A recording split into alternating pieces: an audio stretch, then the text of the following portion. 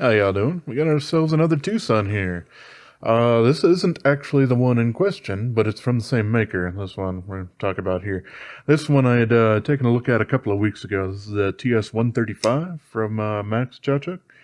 And yeah, I haven't seen this one available for a while. I did want to say, kind of perusing through the internet, that our old buddy Max here has also created a fairly similar knife to this called the Dandy under the Kubi maker. So if you are looking for a knife fairly darn similar to this and you can't end up finding this one, that's going to be another good alternative. I do believe it's also an M390 with titanium, and I don't remember if it has carbon fiber or possibly micarta or something like that. But yeah, just kind of wanted to throw that out there. Anyway, the reason why that kind of brought it up is this knife is also from Max Tkachuk. And this one I got a little bit later on, which is why we're actually going back in numbers a little bit. This is the number TS117, or at least the 117-14C, since this one is in 14C 28N here. And yeah, I don't remember exactly if kind of the original runs were in M390 or whatnot, but yeah, this is the one that I have, and I have really taken a liking to this thing. Like I said, it's from Max Tkachuk, and yeah, it's called the Grandpa, so you know maybe that might turn some people off, but I suppose you could probably just polish off that thing on the clip there if you didn't really like it. And it's kind of called that because it has that traditional clip point that certainly the Buck 110 kind of made super popular. Obviously, they weren't the ones who created the clip point or anything like that, but that was the pattern that sold a whole lot, and that's why a lot of people ask for buck knives and whatnot. But yeah, this kind of in accordance with a lot of other Max's designs, this one included, has a fairly small pivot sort of thing going on here. It is riding on bearings, but those bearings are a bit smaller than they would normally be for a lot of other TwoSuns.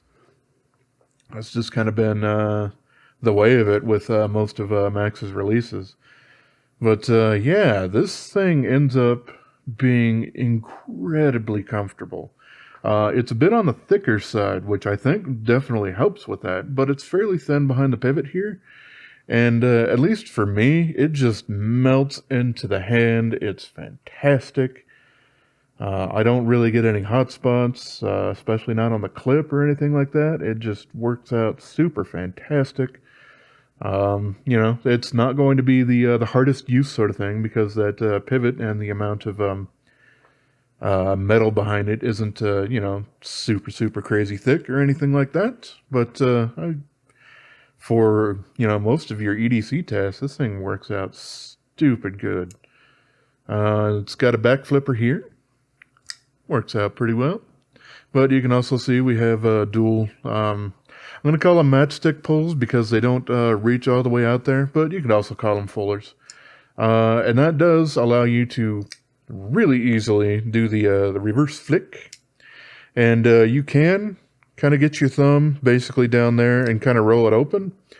But for me, it feels just a little slightly bit unstable, and I've actually kind of rolled it and then had my thumb kind of press onto the blade, doing that once or twice. I haven't cut myself on it, but I could certainly see that being a possibility, so it's probably not what I would choose to do. And of course, you could also, you know, use it as the actual matchstick pull. We got some interesting horizontal milling lines kind of going on the titanium, we'll call it a bolster. It is a titanium frame lock, but it does have the carbon fiber overlays. This is one of my favorite ways to do frame locks. You do, you know, lose out on a little bit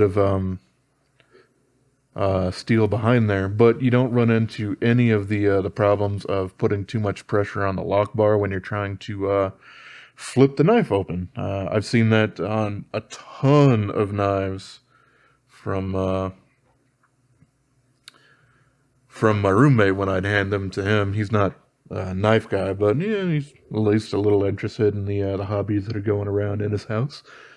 And yeah, like I handed him this guy. This is the TS293, and this one actually has a fairly lazy detent. It's easy enough to just fix the tension up on there. But yeah, his first instinct isn't to grab onto the clip to release a knife. It's to hold on to it and click it like a mouse button. And frame locks, for the most part, don't really get along with you when you do that. So I really, really do like these kind of bolsterish lock kind of things, because it gets rid of a lot of that sort of problem there. But yeah, we got some nice carbon fiber kind of going on in here on both sides of it. The clip does say Grandpa on it, as I said. You know, some people probably kind of find that to be maybe a little bit offensive or whatnot, but yeah, it's fine. If you try, you can touch the point of the blade there.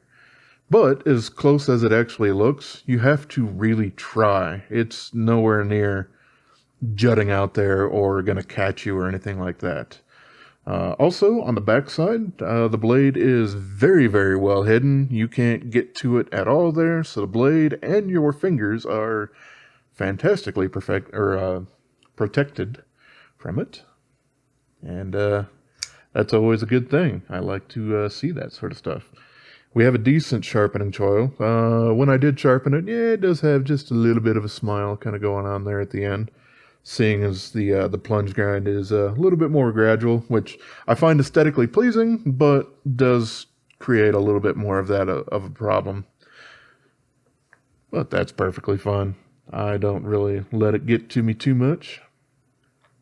We can see when it's open that the detent track is exposed. That's certainly to be expected when the pivot is pushed so close up to the front there, as well as having the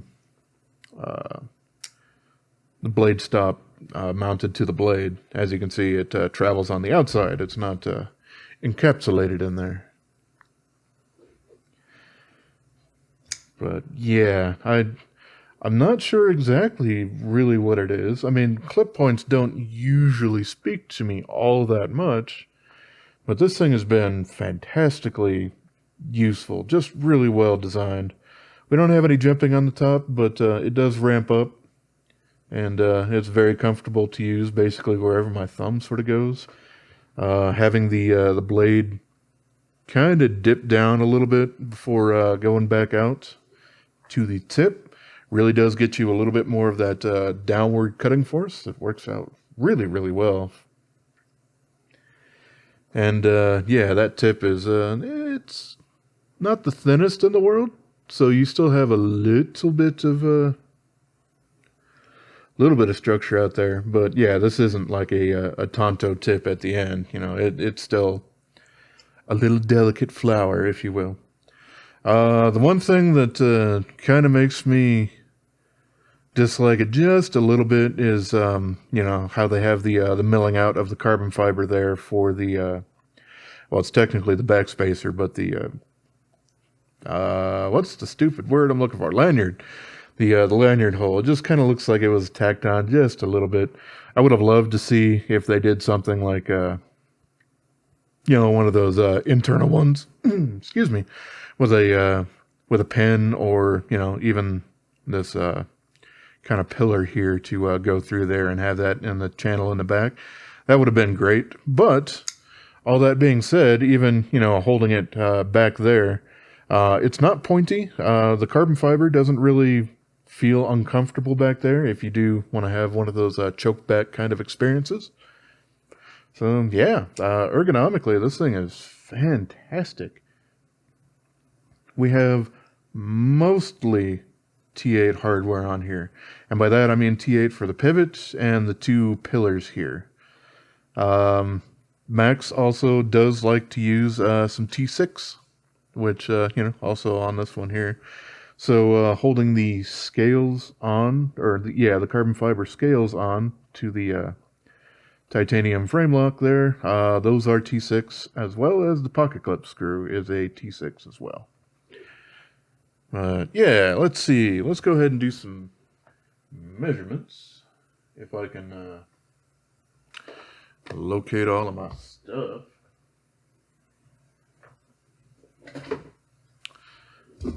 I've done it.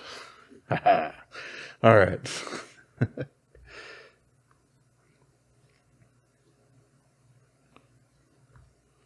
Go 2 ounces. Just a smidge over and 3 ounces there, or 87.5 grams.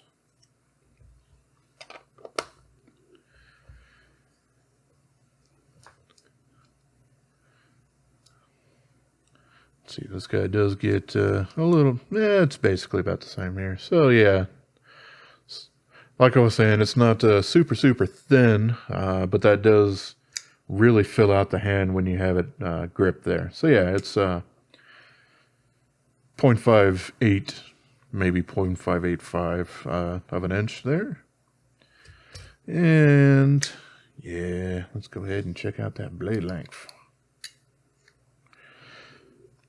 Just a smidge under 3.5 inches. So this does hit that under an ounce an inch mark that a lot of people look for. So yeah, quite nice. And last but not least, let's go for the blade stock thickness. Usually I'll measure that by the flipper tab. And yeah, we got basically 3.8 millimeters there. So the blade stock is fairly thick, but you know, they've really improved doing their grinds over the years. And yeah, this is no exception. Nice and thin behind the edge. It really does a good job of all of those slicing things. But now that I've taken care of covering all of that stuff, how about if I take care and cover what's inside? So yeah. First off, I will remove the pocket clip here.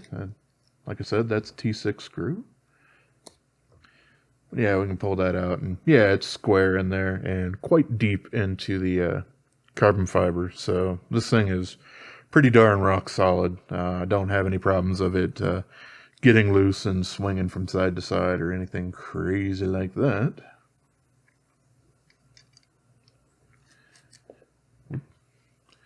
There's one. And 2 pillars. And, well, I just put Loctite on it, but that's fine. We'll just take it open anyway.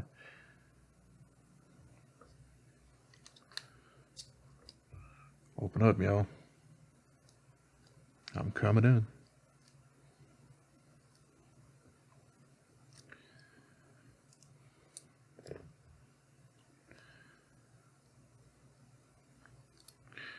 Yeesh. All right. Well, yeah.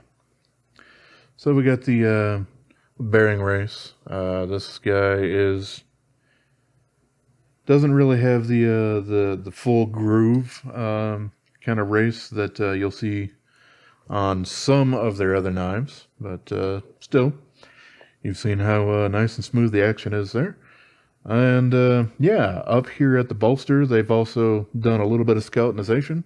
They obviously haven't anywhere else because they've already carved it out on the front side for the carbon fiber there.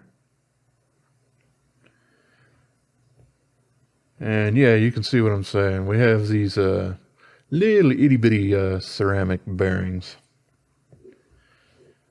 They still have a pretty nice action, but it really does help to keep the whole pivot area kind of on the thinner side. Thus, you know, this other one from him. And if I do remember right, even that very, very large Warncliffe from him also had these style of bearings rather than the larger ones. But yeah, very simple construction, very effective. You know, generally I'm not the absolute largest fan of having you know, the external blade stop there that travels on the outside sort of thing there. But I mean, these bearings are fairly thin, and it does an alright job. You can see I do have some schmutz and stuff in here. It's basically just gonna happen kind of thing. But, you know, that's alright. One thing I will say about this one is These smaller pivots that he does don't have a D-shaped pivot on there, so they can get just slightly tricky to try to open them up. This one in particular didn't give me any trouble at all, but at least it's Torx on both sides, so you can easily take care of that, rather than a lot of TwoSun's normal ones, which I have actually seen a machined bit. I think White Mountain Knives carries it, that will basically hug on the inside here with those three sort of things. So if you do have a D-shaped, or not a D-shaped pivot, and you're really having trouble trying to get that open, that would work. But, it is kind of a custom piece, so it's like 20-something bucks. And, well, that's just a little bit more than I'm willing to put forth for a very, very specific thing. Maybe if I was doing a little bit more, actual work that was making me money on them or something like that, then sure, that would probably be a fantastic choice. But no, I just do this for fun. So.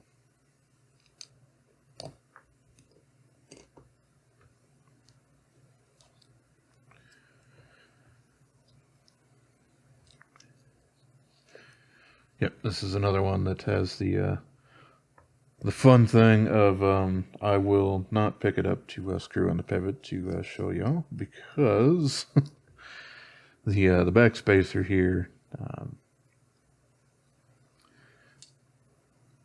has that fun thing where the posts aren't super snug with it. So yeah, it's really easy to put back together. It's just not super easy to make it look fantastic on camera. So I will just do it the way that I probably should.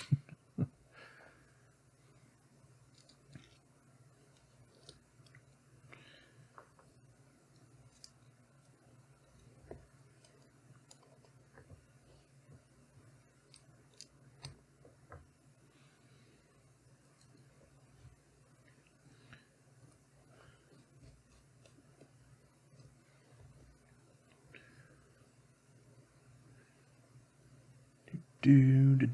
No, that's for the clip.